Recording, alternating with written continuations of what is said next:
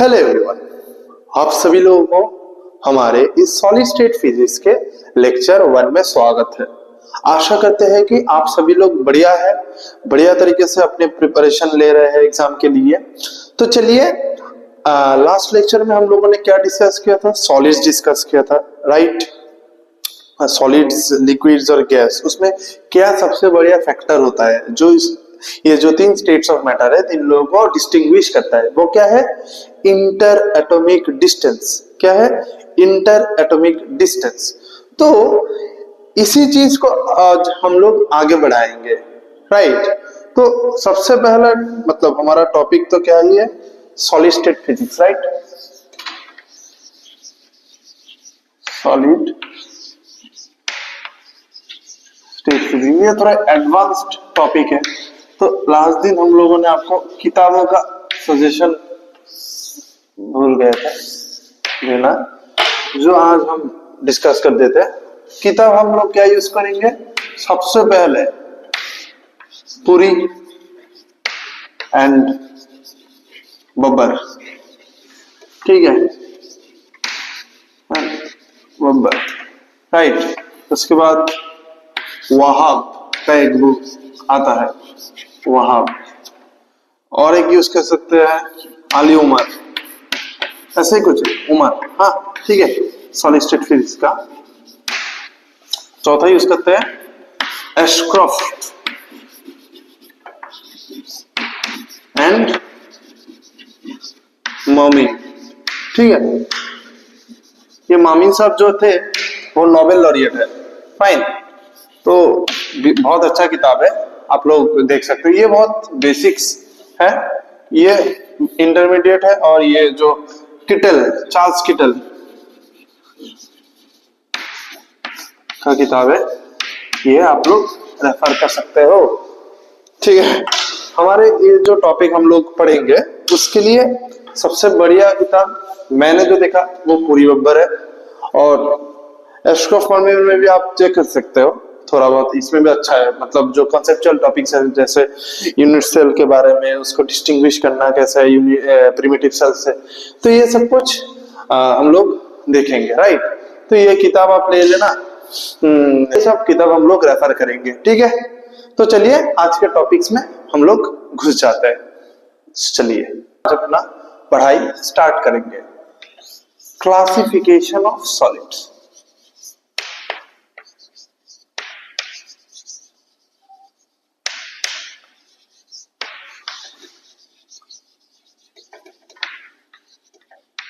Classification of solids. तो सबसे पहला हमको क्या देखना है? Crystalline solids. Crystalline solids. दूसरा क्या है? एमोर्फस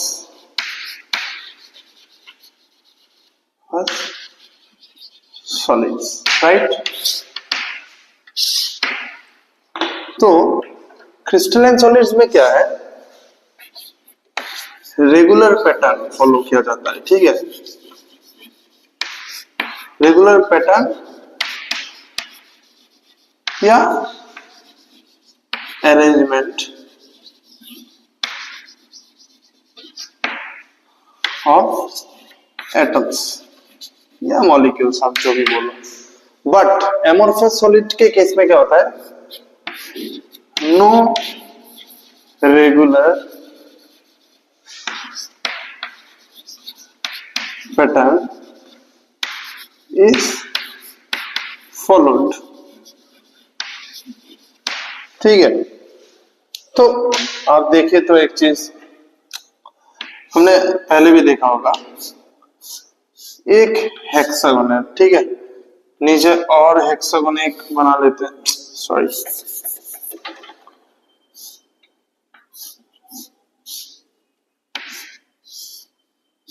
और हेक्सागोन है, राइट? अगर आप भी इसको कंसीडर करोगे, ठीक है? एक हेक्सागोन,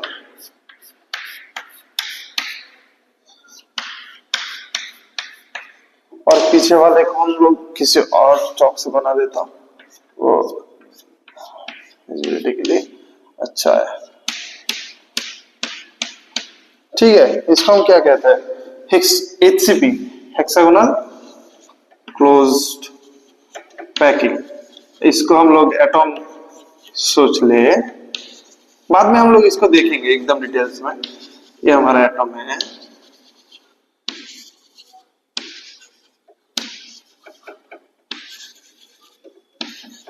कुछ है यहाँ पे है, ये ऊपर फेस में है, पीछे एक है, यहाँ पे एक है और यहाँ पे एक है। तो यहाँ पे इसको डिस्टिंग्विश करने के लिए बीच में कुछ बना देते हैं। ठीक है, तो ये जो नीचे वाला है इससे इसका रिजेम्बलेंस है। ठीक है, तो इसको अगर हम ए बोल दे और बीच वाले को हम बी बोल दे तो ऊपर वाला क्या ए, तो फिर से ये रिपीट होगा, राइट। तो इसको हम बोलते हैं ए बी स्टैकिंग। क्या बोलते हैं, ए बी स्टैकिंग।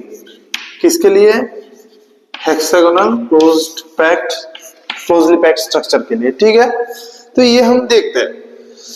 तो यहाँ पे क्या, एक पीरियडिक अरेंजमेंट होता है। और जब हम एमोर्फस सॉलिड्स में चले तो आप एक चीज देखिए, ऐसे कुछ इरेगुलर पैटर्न होगा।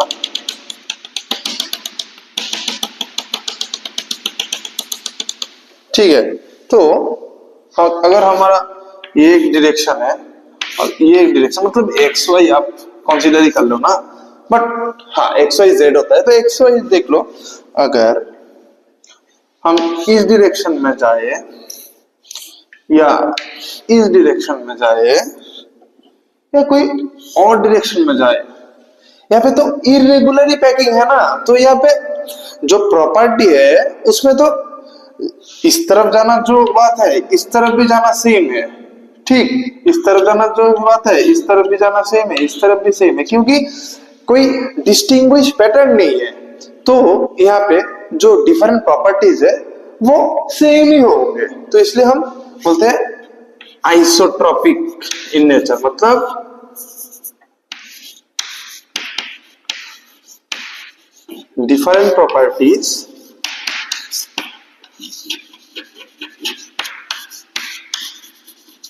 different properties are same along all directions।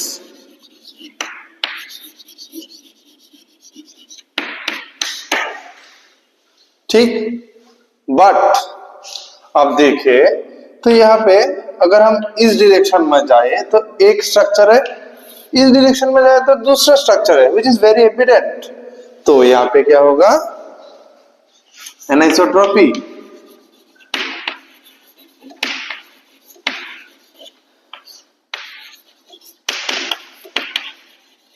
Different properties are different along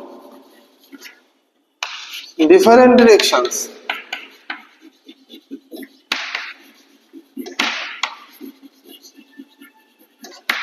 different properties are different along different directions। अब सेम देखिए, ये जो बॉन्ड है और ये जो बॉन्ड है दोनों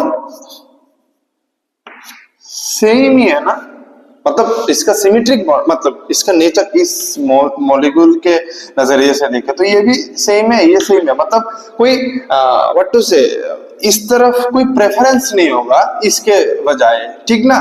तो बट यहाँ पे क्या है, एक बॉन्ड अगर ऐसा है तो और एक बॉन्ड अलग है, लंबा है, सपोज सोचिए ना बॉन्ड लेंथ ज्यादा है, तो इसके लिए क्या कुछ प्रॉपर्टीज जैसे मेल्टिंग पॉइंट चेंज हो जाएगा, डिफरेंट पॉइंट चेंज होगा। तो यहाँ पे कुछ एटॉम के लिए ऐसा है, कुछ एटॉम के लिए ऐसा, कुछ के लिए अलग होगा। तो हम जानते हैं क्या, molecular sorry melting point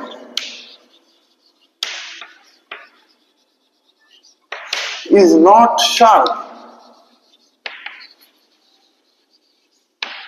but यहाँ पे तो देखा ही हम लोगों ने, कोई प्रेफरेंशियल बॉन्ड नहीं है इस जगह पर। अगर आप देखें तो इसके लिए क्या होगा इस, बट इनमें तो कुछ होता ही है ना, मेल्टिंग पॉइंट इज शार्प, और ऐसे भी बहुत प्रॉपर्टीज हो सकते हैं, इसलिए हम लिख देंगे एंड सो ऑन। ठीक है, आपको समझ आ गया क्रिस्टलाइन और एमोर्फस सॉलिड में क्या डिफरेंस है, राइट? आप लोग ये सब नोट कर लेंगे। तो चलते हैं हमारे नेक्स्ट पार्ट पे, क्रिस्टल स्ट्रक्चर क्या होता है। We'll study the geometrical arrangement of atoms and molecules in a crystalline solid. हमने देखा crystalline solid क्या है, so we'll study the geometrical arrangement of atoms. Similar kind है तो atoms, और एक से ज्यादा एटम है तो molecules. We'll study the geometrical arrangement of atoms and molecules in a crystalline solid. तो चलिए जो बेसिक कॉन्सेप्ट्स है हम देख लेते हैं, राइट? पहले आता है लेटिस, सुना ही होगा ना आप लोगों ने, लेटिस। ठीक है, लेटिस का डेफिनेशन क्या लिखेंगे हम लोग, द मैथमेटिकल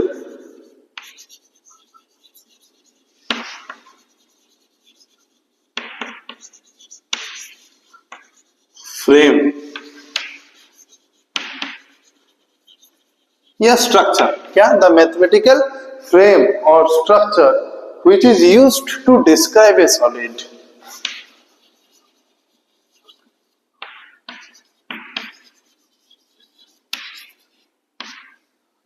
to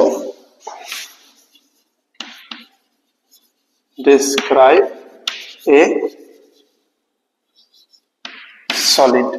ठीक, जो कैसा हो सकता है मैथमेटिकल स्ट्रक्चर, मतलब क्यूबिकल हो सकता है, हमने अभी कुछ देर पहले देखा है हेक्सागोनल हो सकता है। हेक्सागोनल मतलब क्या, 6 साइड जिसका है, हेक्सागोनल हो सकता है। अब आता है बेसिस पे। ठीक है, वेक्टर में तो आप लोगों ने बेसिस पढ़ा ही होगा। बेसिस मतलब क्या, जिसके आधार से, ठीक है, जिसके आधार से हम लोग किसी, अगर आप देखिए एक वेक्टर अगर ये है और ये 2D है तो क्या आई कैप जे कैप हमारे लिए एक बेसिस वेक्टर है, राइट? तो बेसिस मतलब एटॉम्स और molecules when put into atoms or molecules when put into lattice to form a structure, a solid structure.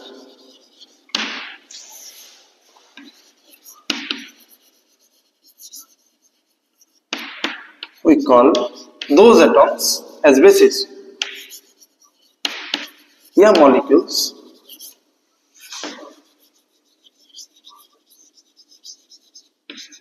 as basis। ठीक है, आप लोग ये नोट कर लो, फाइन। उसके बाद हम लोग नेक्स्ट पार्ट में जाते हैं। तो चलिए एग्जाम्पल देख लेते हैं थोड़ा बेसिस के। ठीक, ये जो हम नमक खाते हैं ना, जो सॉल्ट है NaCl, इसमें बेसिस क्या होता है, NaCl मॉलिक्यूल होता है बेसिस। तो कितने एटम्स हैं, 2 एटम्स, मतलब Na प्लस Cl माइनस। हाँ, जो इसमें तो आयनिक बॉन्डिंग है ना, तो ये हाइड्रोजन 2005 में ये क्वेश्चन पूछ लिया था, मेटालिक। अच्छा, इसका लेटिस क्या है, क्यूबिक लेटिस है, लेटिस क्या है? क्यूबिक लेटिस है। ठीक है, बाद में हम लोग इसको और डिटेल्स में पढ़ेंगे क्यूबिक में कौन सा है। राइट, ये जो कॉपर है, कॉपर में क्या है? कॉपर बेसिस है। ठीक, लेटिस क्या है? क्यूबिक लेटिस है। और आपको बता ही देता है इसमें क्या होता है, ये फेस सेंटर्ड क्यूबिक है, एफसीसी स्ट्रक्चर है। ठीक है, फेस सेंटर्ड क्यूबिक है। और अगर हम मेटेलिक आयरन में आ जाए तो इसमें एक बढ़िया गजब चीज होता है, लो टेम्परेचर में बीसीसी होता है। ठीक है, लो टेम्परेचर में बीसीसी होता है। आपको तो पता है बेसिस क्या है? आयरन। ठीक है, और ये लेटिस क्या है? Cubic lattice. ठीक है, याद रखिएगा आप लोग, ये क्यूबिक लेटिस होता है और लो टेम्परेचर में बीसीसी होता है, और जब हाई टेम्परेचर में जाता है तब एफसीसी हो जाता है। बाद में हम लोग ये देखेंगे हाई टेम्परेचर में ये एक फेज ट्रांजिशन बोलते हैं। ठीक है, आप लोगों ने पढ़ा ही होगा फेज ट्रांजिशन, ये एफसीसी होता है। तो इसको हम अलग से एक नाम देते हैं, मोड ट्रांजिशन बोलते हैं। ठीक है, मोड ट्रांजिशन। फाइन, तो ये चीज हम लोगों ने देखा है। तो आप एक चीज देखिए, हम इससे कंक्लूड क्या कर सकते हैं? अगर लेटिस क्या है? जो मैथमेटिकल, क्योंकि जो क्यूबिक है वो तो हम लोग मैथमेटिक्स से सीखे है ना, या हेक्सागोन बोलिए, कुछ शेप जो है वो मैथमेटिक्स, वो मैथमेटिकल फ्रेमवर्क है। लेटिस प्लस बेसिस, बेसिस क्या है हमारा? ये जो एटॉम्स या मॉलिक्यूल्स है, इससे हम क्या मिलता है हम लोगों को? Crystal structure. क्या मिलता है? Crystal structure. तो ये आप लोग नोट कर लीजिए। तो चलिए नेक्स्ट पॉइंट, हम लोग एक्चुअली मैं अपना माइक देख रहा था, तो नेक्स्ट पॉइंट लेटिस वेक्टर। तो उससे पहले हम लोग देख लेते जो लेटिस बोला है उसको कैसे डिस्क्राइब कर सकते हैं? Infinite number of points, infinite, इस तरफ इंफिनिटी, इस तरफ इंफिनिटी, इस तरफ इंफिनिटी, इस तरफ infinity, infinity, infinity, infinity, infinity, sorry, infinity, infinity, infinity, इस तरफ भी इंफिनिटी, इस तरफ भी infinity. Right, infinite number of points arranged in space. ये 2D स्पेस है हमारे लिए। ठीक है ना, क्योंकि एक बोर्ड तो एक प्लेन है ना, तो 2D प्लेन होता है। Right, in such a way that the surrounding of A point, suppose ये पॉइंट ले लेते हैं हम लोग। ठीक है, ठीक है, surrounding of A point will be the same for any other point in space. एक दो, यहाँ पे भी इनफिनिट है, एक इनफिनाइट, एक दो तीन, मतलब इनफिनाइट, एक दो तीन, एक दो तीन, एक दो तीन, एक दो तीन, इनफिनाइट। इसके भी अगर कोई एक और पॉइंट ले ले तो भी सेम है ना, आइडेंटिकल है ना। तो ये सभी पॉइंट के लिए सेम आइडेंटिकल कंडीशन है, तो इसको हम क्या बोलते हैं? स्पेस लेटिस या पॉइंट लेटिस। और हर एक पॉइंट को बोलते हैं लेटिस पॉइंट। ठीक है, अब लेटिस वेक्टर क्या है? लेटिस वेक्टर है fundamental vectors,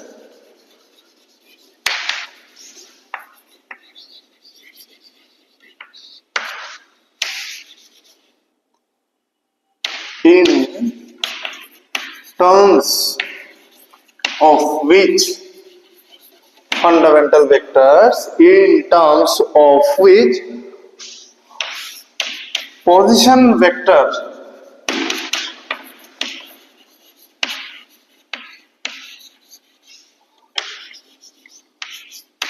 of all points in space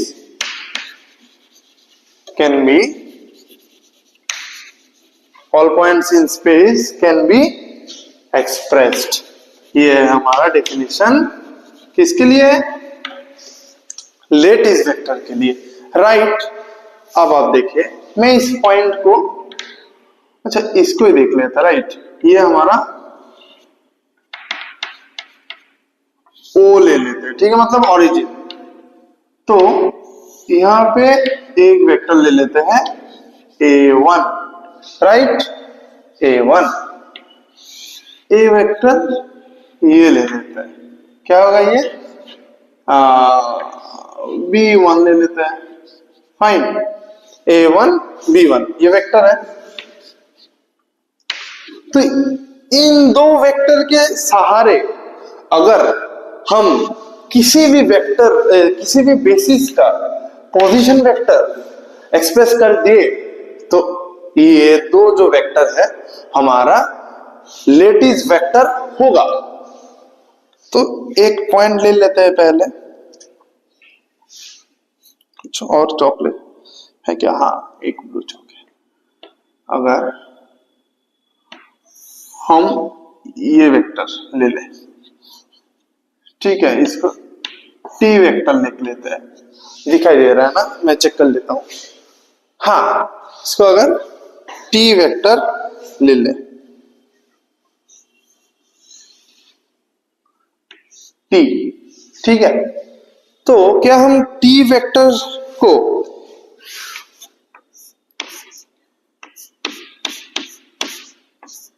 A1 और B1 के टर्म्स में एक्सप्रेस कर सकते हैं? तो चलिए, वेक्टर समेशन हमको पता ही है, हम ये चेक कर लेते हैं। तो हमको क्या चाहिए एक्चुअली? अगर, अच्छा एक चीज देखिए आप लोग, ये जो वेक्टर है इसको हम क्या लिख सकते हैं? A1, ठीक है ना? तो इसका अगर ट्रांसलेशन देख लें तो यही है ना। तो ये क्या होगा, यहां से अगर ये यहां पे जाए तो इसको हम एक एक्स वेक्टर ले लें, सोचिए, ठीक है, ये अल्फा वेक्टर, अल्फा, ठीक। तो अल्फा को हम लोग क्या लिखेंगे? हाँ, आप लोग देख लीजिए, A1 vector plus alpha vector plus B1 vector is equal to 0, ठीक। अगर इस तरफ डायरेक्शन ले लेते हैं, minus B1 vector, sorry, minus B1 vector, ठीक है। तो अल्फा वेक्टर का हम क्या लिख सकते हैं? B1 minus A1 vector. तो अल्फा वेक्टर क्या होगा? B1 माइनस A1 वेक्टर, ठीक ना? तो और सेंस क्या है? ये है हमारा सेंस, मतलब direction B1 minus A1 vector. और यहाँ पे A1, ये भी तो A1 है ना? तो क्या लिख सकते हैं हम इसको पूछ देते हैं, ठीक। इसको हम क्या लिख सकते हैं? So T is equal to 2A vector plus, sorry, 2A1 vector plus B1 vector minus A1 vector, ये लिख सकते हैं। तो A1 प्लस B1 वेक्टर हम लिख सकते हैं। अरे, और एक तरीके से भी लिख सकते हैं ना हम लोग, यहाँ पे अगर हम वेक्टर लिख ले तो ये भी क्या है? ये A1 वेक्टर ही तो है ना, राइट। तो ये क्या है? B1 वेक्टर है, ये A1 वेक्टर है। सेंस क्या है? इस तरीके से। तो वेक्टर एडिशन का फॉर्मूला क्या हम जानते हैं? अगर ऐसे एक वेक्टर है, ऐसे एक वेक्टर है, तो इन ऑपोजिट सेंस में अगर है तो यही हमारा रिजल्टेंट है, ठीक ना? अगर ये ए है और ये बी है, तो यहाँ पे देखिए ना आप लोग, ये सेंस ठीक है, ये सेंस ठीक है, ये ऑपोजिट डायरेक्शन है, तो हम ये लिख सकते हैं, डायरेक्ट लिख सकते थे, राइट। तो ये हम ट्रांसलेशन वेक्टर एक लिख सकते हैं। बट आप एक चीज और देखिए, अगर हम यहां पे ले लें ओरिजिन, इसको अगर हम A1 वेक्टर ले लें इस सॉरी A1 डैश या A2 ले लेता है ना, A2 वेक्टर ले ले और इसको B2 वेक्टर ले ले, तो इसको एक्सप्रेस कर सकते हैं क्या? ये हमारा सेम आइडेंटिकल है ना, आप समझ रहे हैं, ये भी टी वेक्टर ही है, तो इसको क्या हम एक्सप्रेस कर सकते हैं? ये भी फिर से A2 वेक्टर हो जाएगा और ये B1 वेक्टर आ गया। तो अब टी डैश के लिए आंसर क्या होगा? सॉरी, हाँ, टी डैश के लिए आंसर क्या होगा? इसको हम मिटा देते हैं, ठीक है, आप नोट कर लिए, आंसर लिख लेते हैं पहले यहाँ पे A1 प्लस B1। अब टी डैश के लिए क्या होगा? 2A2 vector plus B2 vector ये है, तो एक, अच्छा, इस पार्ट को भी हम मिटा सकते हैं, राइट? आप लोगों ने नोट कर लिया होगा।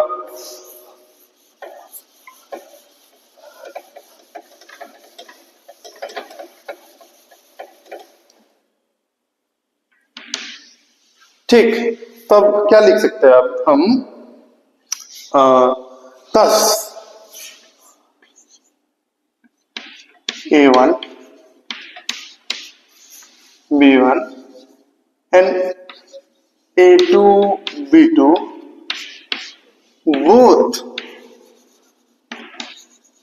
are lattice vectors of this lattice space vectors। सो हम क्या बोल रहे हैं कि lattice vectors may not be unique. क्या लिख सकते हैं हम लोग? लेटिस वेक्टर्स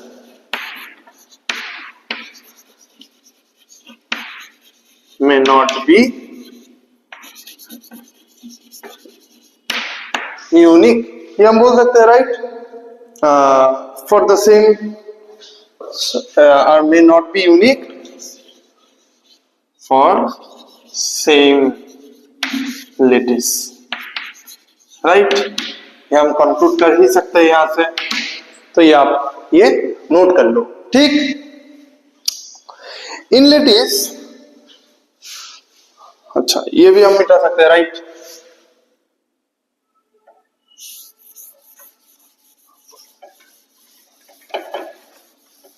यहाँ पे ट्रांसलेशन ही हो रहा है ना, तो आप एक चीज लिखो,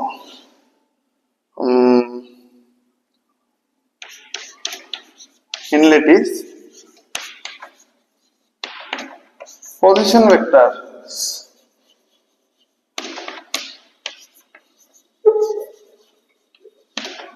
of bases are also called translation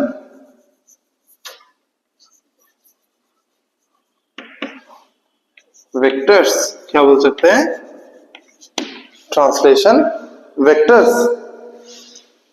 in other words, translation vector का काम क्या है?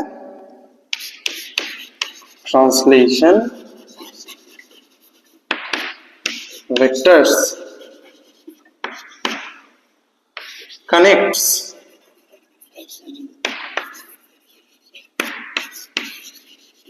two points in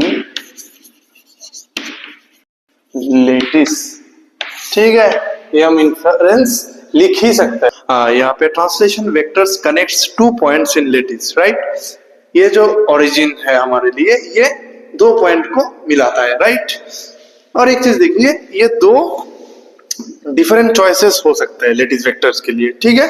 तो लेटिस वेक्टर्स यूनिट नहीं होते हैं एक सेम लेटिस के लिए।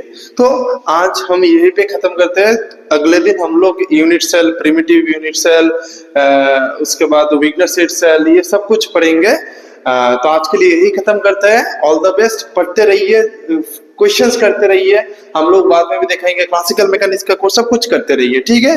जय हिंद, टाटा।